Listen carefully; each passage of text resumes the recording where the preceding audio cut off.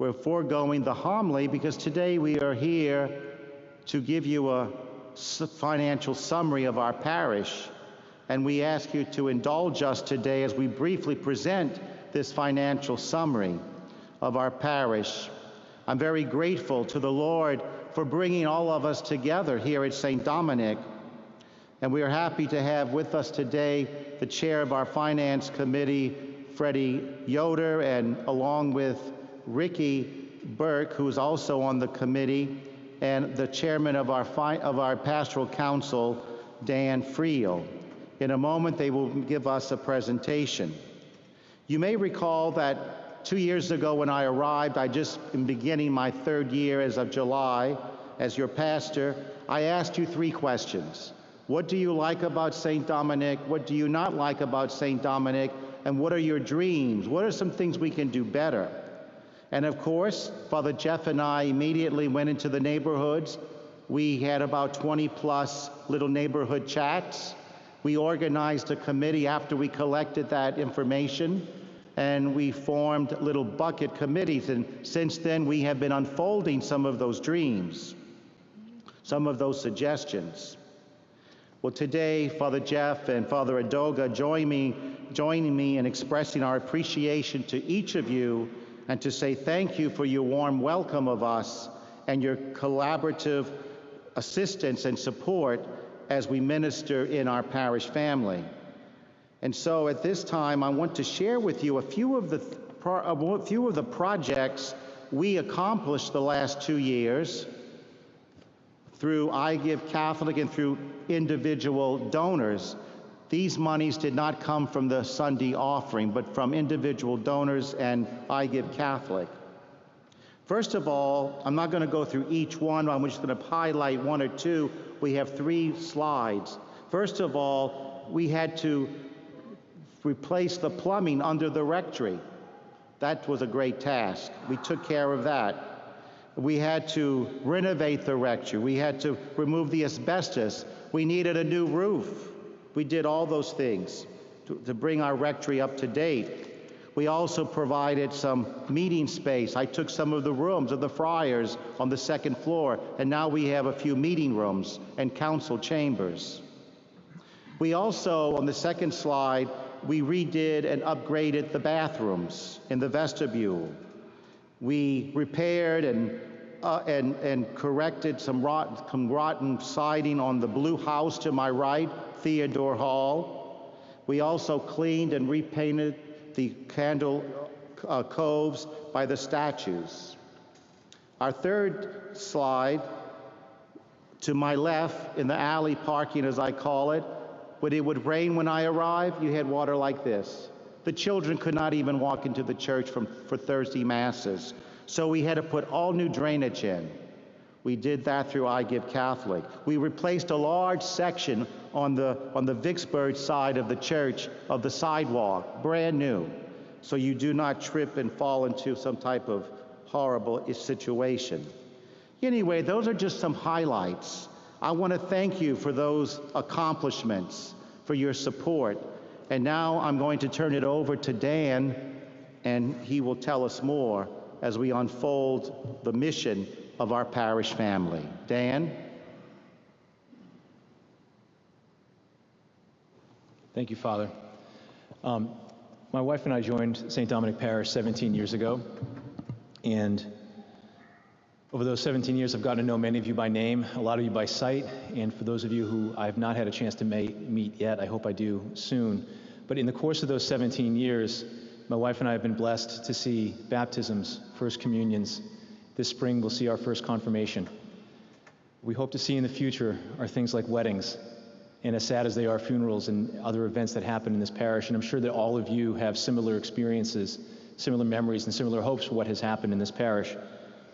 But for a long time, for over a decade, after becoming a parishioner, I really had no idea what was going on. I would sit in Mass pretty much in that area over there and try to keep my kids quiet, and that was about it. And about 5 years ago, I joined the pastoral council, and it was at that point that I realized how important this parish is to me, how much it's impacted my life, how much I love all the people that are here, how much I love this church, and I hope that you all feel the same way that I do. If you've ever seen a video of a duck swimming in the water, they sometimes do the split screen where you can see what's happening above the water and what's happening below. Above the water, it's smooth sailing, and that duck just kind of glides along the water. Underneath, those feet are moving furiously. And what I realized after I joined the council was that's what's going on at St. Dominic. There are hundreds of people that are volunteering all of their time for this parish. There are so many people that are donating their money. Everything that happens in this parish happens because people want to help. That's the Lord moving that duck's feet underneath the water. And I'm convinced that the Lord is doing great things at St. Dominic, and he'll continue to do so through all of us. And over the last couple of years, I've gotten a chance to meet Father Pacey and get to know him very well. I've gotten to know Ricky Burke very well and Freddie Yoder very well. And I can tell you without any hesitation, these are good men that have your best interest and the best interest of the parish at heart. What you're going to see in the next couple of slides shouldn't be a surprise if you've noticed it in the bulletin. But if you are surprised by what you see and what you hear today, please just prayerfully consider what you can do to try to help the parish out maybe a little bit more than you are right now. Or if you're not helping, if you would consider helping. As I said, the Lord is doing good things in this parish. There are some problems and there are some issues that are significant, but they're not insurmountable. And nothing that we're going to talk about here today is something that we can't overcome together. So without any further ado, Freddie Yoder is going to come up now.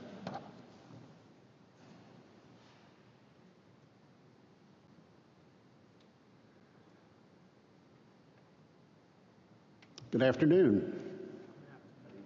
Good afternoon. It's been my honor to serve as chairman of the St. Dominic Finance Committee since 2001.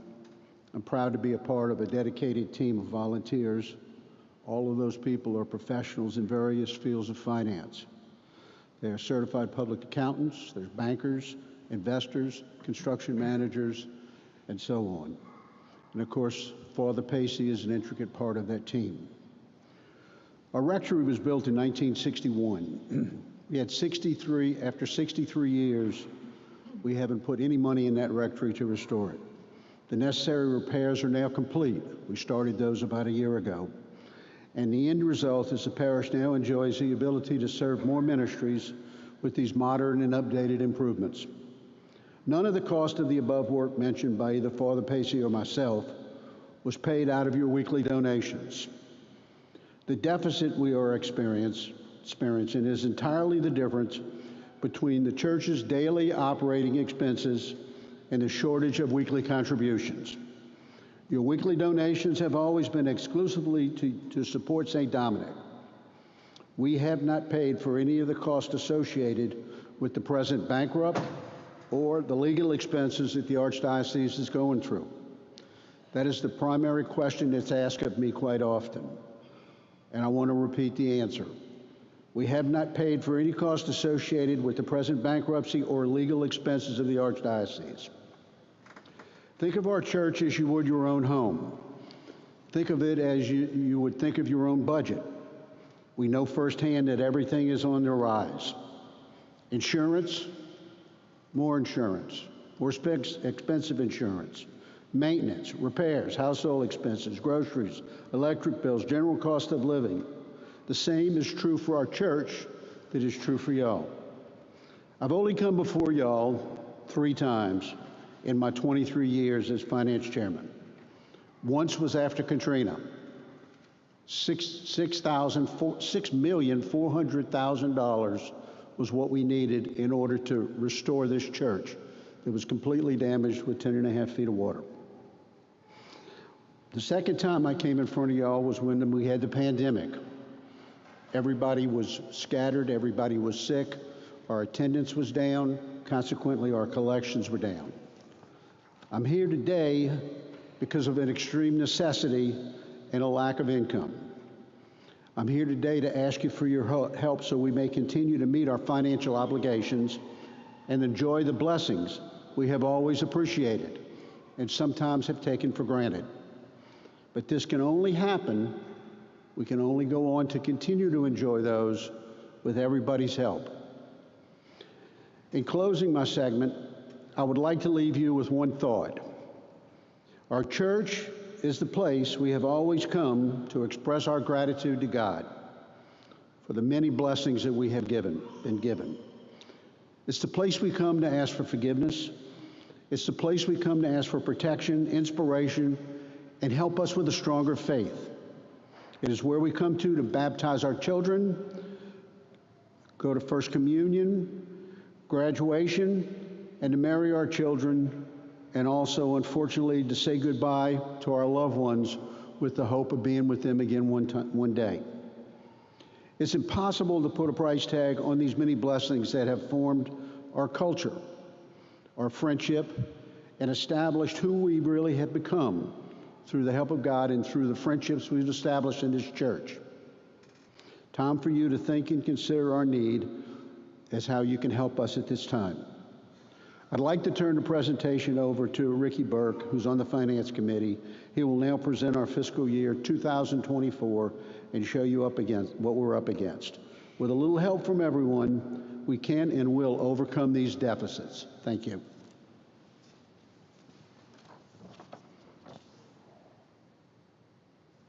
All right, thank you, Freddie. I'd like to get started by taking a quick look at our most recent fiscal year, that being fiscal year 2024, which ran from July 1 of 2023 to June 30 of this year. And as you can see, our expenses exceeded revenues, producing a net loss of almost $44,000.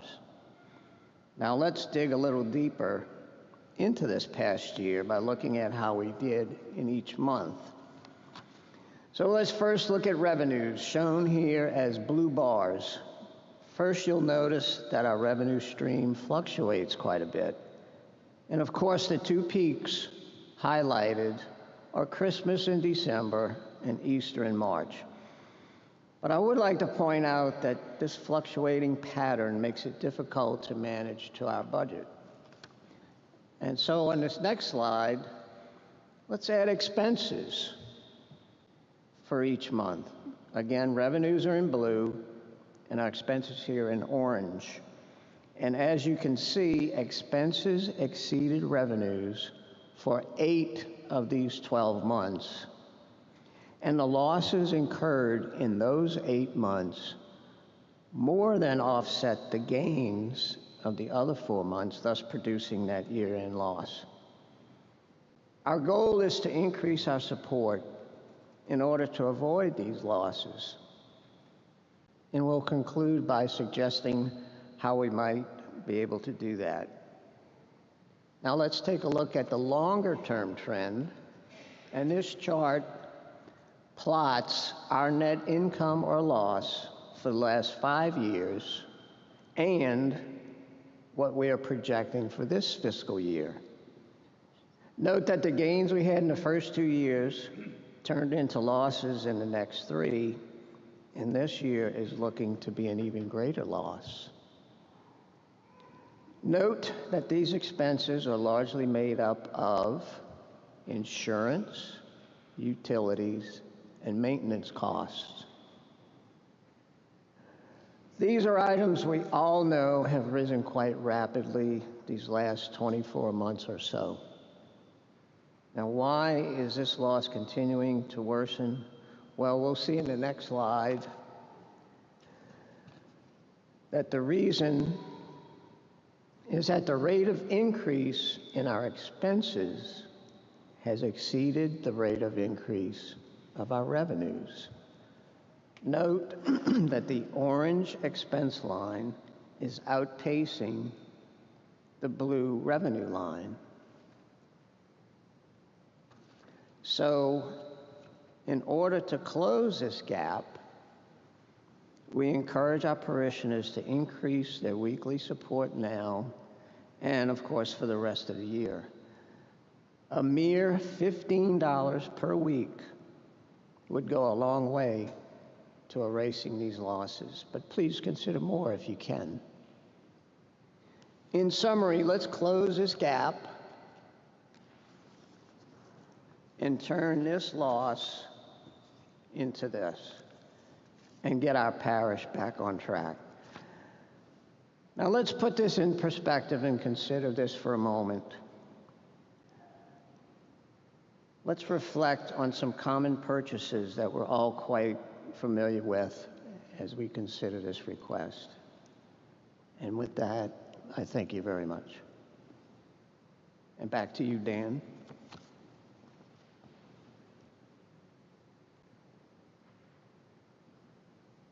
There are about 2,100 registered families at St. Dominic, and of those 2,100, about 882 contribute regularly by donating. That's about 40%. If you're here at Mass today, you're most likely here every week, and if you're here every week, you're most likely among those 882 that are already donating. So I know it feels like, and it might seem like we're asking for a lot, and we do. What we're asking for is a little bit more if you're able to do it. There's a lot of things that you have to pay for, and we understand that. Inflation has affected everybody, obviously including the church as well. Sometimes when I sit in this church, I look up at the roof, and I look at those steel beams up there, and if you look up at that roof and that steel beams, that's millions of dollars if this church were to be built today. That stained glass transfiguration back there, that's millions of dollars back there. We don't have to do that. All we have to do is keep it going. There were a bunch of people that I would bet most of us have never met. We probably don't even know their names, and if you look on our website, their names aren't even recorded in the history of St. Dominic, but there are a lot of people who none of us ever met who built this church, who sacrificed a lot in order to get this building going, this school going, the rectory going, and all the things that we enjoy today. And 100 years from now, we have an opportunity for this same building to be here, for those baptisms that we haven't seen, the weddings that we haven't been to. All of the events that happen in this church that we haven't yet seen yet can happen 50 to 75 to 100 years from now based upon what we do today. So if you're able to donate another $15 a week, as Ricky said, please consider doing so. If you're not able to, and there are some of us here that cannot, if you're not able to, can you donate some time? Can you join one of the many ministries that's listed on the inside panel of that bulletin? Is there someone here that maybe used to be a parishioner at St. Dominic that you could invite back to the church to tell them about all the great things that are going on here, about all those movements of the feet of the duck underneath the water? There's something that you can do, and if you can do something, please consider doing so. If we can get even some of the 60% of registered families that don't donate right now to donate, then that will alleviate and fix that gap that Ricky described. If you want to get involved but you don't know how, call the church. You can call me, my number's in the book, the bulletin I should say, but call. We'd love to have anyone get involved, because the more involved you are, the more fruit we're going to bear. You'll notice on the end of each of the pews there's ACH forms. Those are for electronic donations. If you're not doing that now, you can fill out that form. I'd encourage you to do that. You don't have to worry about it. Once it's set, it goes. If you're already donating by ACH, it's very easy to change. All you have to do is call the rectory, speak to Han Tran, and she'll change that amount for you. You can also email her at htran@stdparish.org. All of those email addresses that you might need are also in the bulletin. So as I said, this church was built by parishioners who came before us. We're trying to leave it for parishioners who come long after us, for those kids, grandkids, and their grandkids who we're never going to meet. So I'd encourage you all to pray, do what you're able to do, and if you are able to donate more, please do so, and if you're not, can you donate something else? Thank you all.